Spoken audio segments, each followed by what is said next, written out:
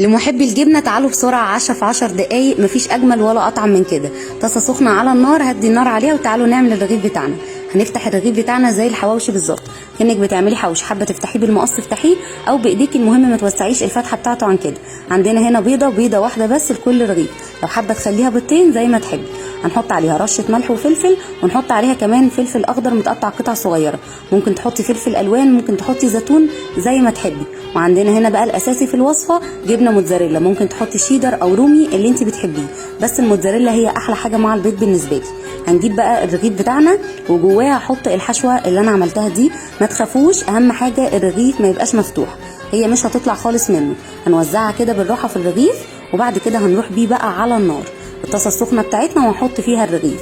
نضغط عليها كده بالراحه من فوق علشان تمسك في بعضها، وهو كده كده الرغيف بيمسك.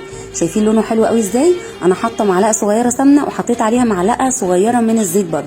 ما تكتريش، لو حسيتيه محتاج اكتر حطي على النار، لكن ما تزوديش من الاول. بصوا بقى اللون التحفه ده، لونه حلو قوي وبيبقى مقرمش، وطعمه بقى مش قادره اوصف لكم بيبقى حلو ازاي. طلعي بقى واحد واعملي التاني وراه على طول، حته سمنه صغيره وعليها نقطه زيت، او لو مش حابه حطي سمنه بس او زبده زي ما تحبي. وبنفس الطريقه اعملي كله بالطريقه دي كده. كل رغيف خد بيضه معايا، طعمه حلو جدا جدا. وهوريكم شكله من جوه، بجد حاجه كده تفتح النفس. ينفع غدا او ينفع عشاء زي ما تحبي. شايفين شكله من جوه عامل ازاي؟ لايك وشير لو عجبكم الفيديو، اكسبلور ما تنسوش.